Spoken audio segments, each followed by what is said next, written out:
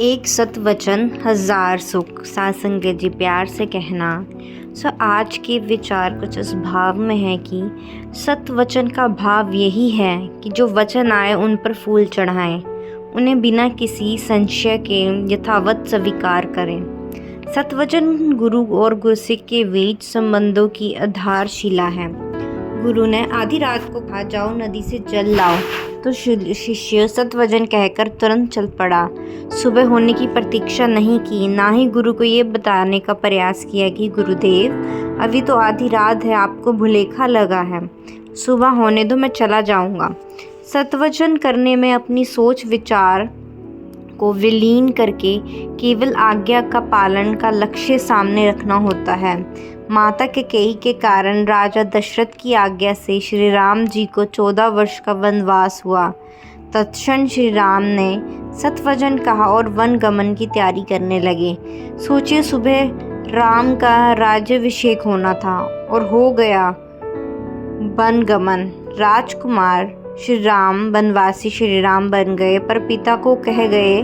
सतवचन ने श्री राम को यशस्वी बनाया और उन्हें तप त्याग की अग्नि में तपाकर कुंदन कर दिया।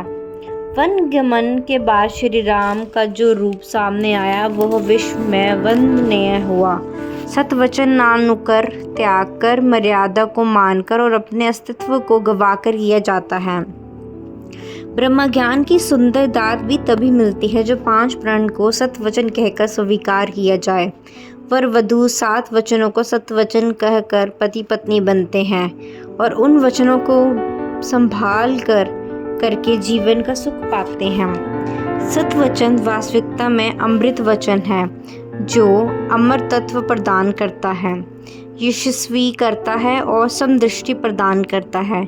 जब गुरु ने कहा कि सबसे प्रभु का रूप निहारो, फिर शिष्य ने वेद दृष्टि को त्याग दिया। इसमें भी उसमें भी सब में हरि को समाया हुआ देखने लगा।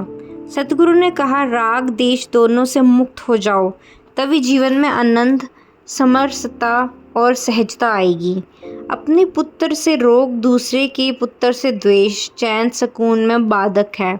यहाँ तक कि राम से राग, रावण से देश, कृष्ण से राग, कंस से द्वेष का भाव भी न रह जाए, तभी जीवन का वास्तविक आनंद मिल सकेगा।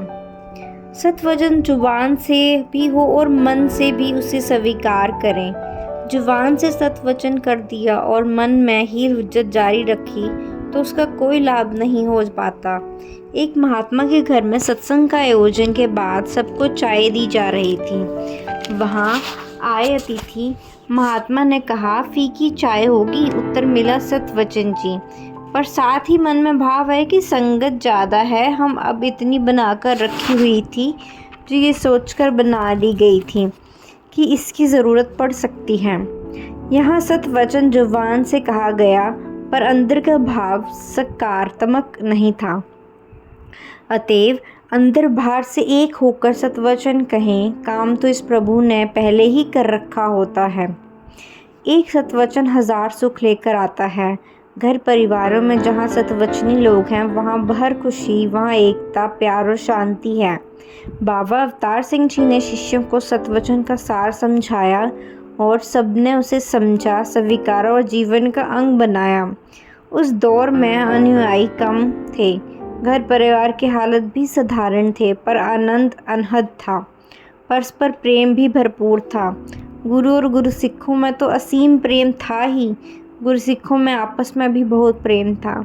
संसार के हर व्यक्ति के साथ उनका वही सतवचनी रूप सामने आता था जिसकी प्रेरणा उन्हें बाबा अवतार सिंह जी से मिली थी। सतवचनी गुरु सिखों की शोभा और यश कृति सतगुरु सारे संसार में फैला देते हैं, जिससे वह संसार में रहता भी मुख उजला करके और संसार से जाता भी तो मुख उजला करके। सासंग जी प्यार से कहना। धन्यकार जी।